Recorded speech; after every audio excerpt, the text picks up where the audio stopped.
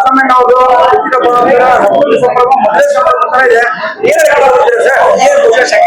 Sir ಬಹಳ ಖುಷಿ ಆಗ್ತದೆ.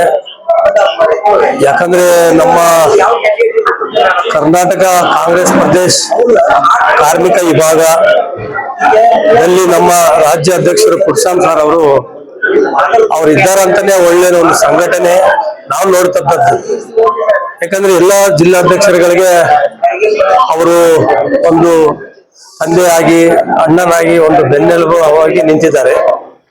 ಅಂತವ್ರದ್ದು ಇವತ್ತು ಹುಟ್ಟುಹಬ್ಬ ಇದೆ, ಬಹಳ ಖುಷಿ ಆಗ್ತದೆ. ಆಮೇಲೆ ಇಂಥವ್ರನ್ನ ರಾಜ್ಯದಲ್ಲಿ ಎಲ್ಲ ನಮ್ಮ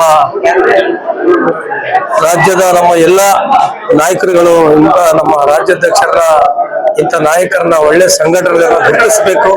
ಮತ್ತೆ ಹೀಗೆ ತಾನೇ ನೂತನವಾಗಿ ಗೌರವಾನ್ವಿತ DK ಸಾಹೇಬರು CM ಆಗಿರ್ತಕ್ಕಂಥ ಬಹಳ ಖುಷಿ ಆಗ್ತದೆ. ಯಾಕಂದ್ರೆ ಅವರು ಕೂಡ ಬಾಲ್ಯದಿಂದಲೇ ಒಂದು ಸ್ಕೂಲ್ 7ನೇ ತರಗತಿಯಿಂದ ಕೂಡ ಅವರು ಒಂದು ಯೂತ್ ಲೀಡರ್ ಆಗಿ ಬೆಳೆದು ಬಂದಿದ್ದಾರೆ.